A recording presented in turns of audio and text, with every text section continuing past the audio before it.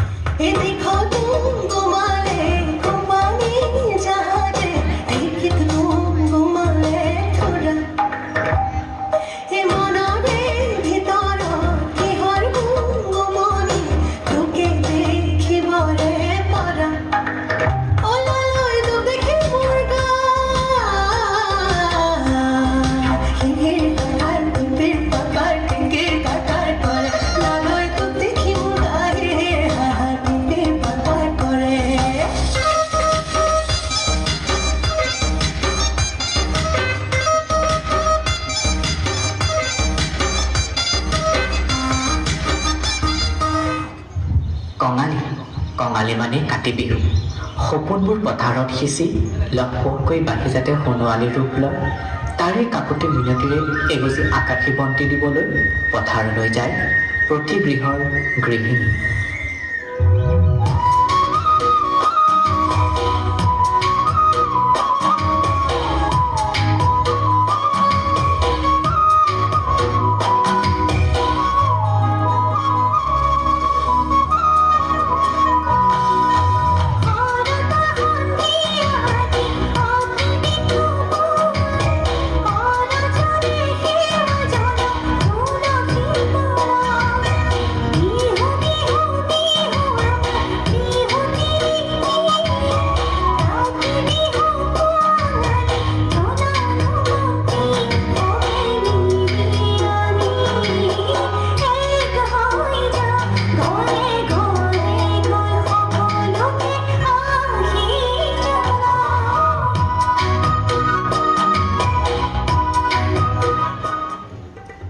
পিছে ৰাজ ৰাস পূৰ্ণিমা পালেহি দেখোন ৰাসখন পাতিব লাগিছিল নহয় হয় এইবাৰ মোহিত বায়নৰ জীয়েকক কৃষ্ণ বচনটো আৰু আমাৰ সেই গকুলীৰ জীয়েকক শংখচূড়ৰ ভাওটো দিয়া হওক এই যাদৱ মাষ্টৰ জীয়েকক ৰাধা বচনটো দিয়া হওক তাই বোলে সত্ৰত গৈ সত্ৰীয়া শিকি আহিছে বৰ ভাল কৰিব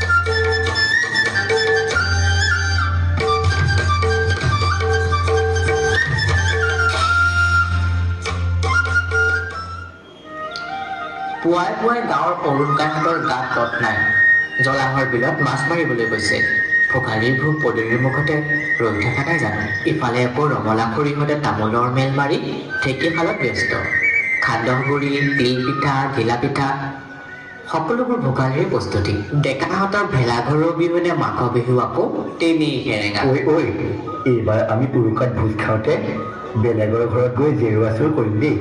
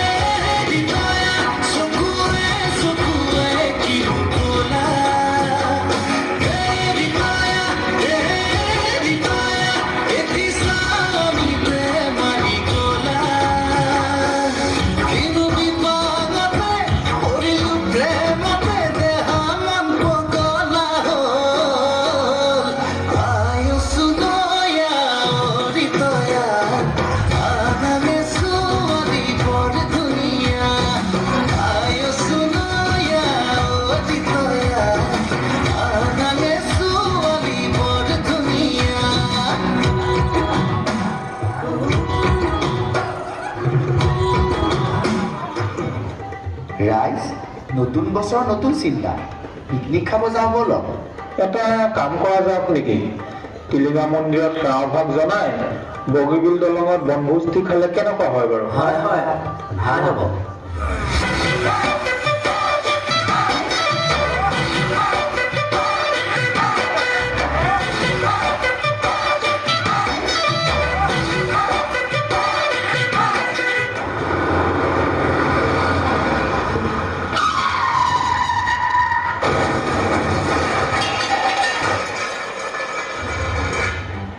নতুন বছৰৰ আৰম্ভণিতেই শোকাবহ দুৰ্ঘটনাই জোকাৰি গ'ল ৰাজ্য। ডেৰগাঁৱৰ বালিজানত ভয়ংকৰ পথ দুৰ্ঘটনা। আল্ট্ৰা বাছ কয়লা ভৰ্তি ট্ৰাকৰ মাজত মুখামুখি সংঘৰ্ষ। এই ভয়ংকৰ দুৰ্ঘটনাত বৰ্তমানলৈ মৃত্যু 12জন যাত্ৰী। উল্লেখযোগ্য যে গোলাঘাট আঠখেলীয়া ভৰলুৱা গাঁৱৰ পৰা বনভোজ খাবলৈ গৈছিল 45জনীয়া এটা দল।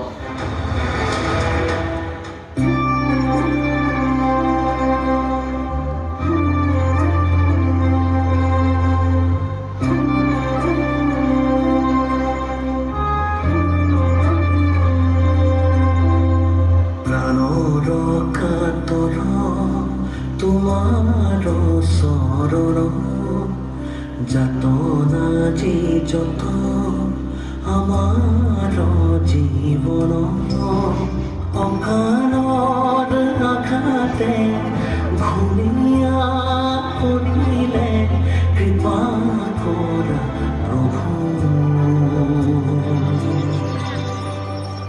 সৰলে আমি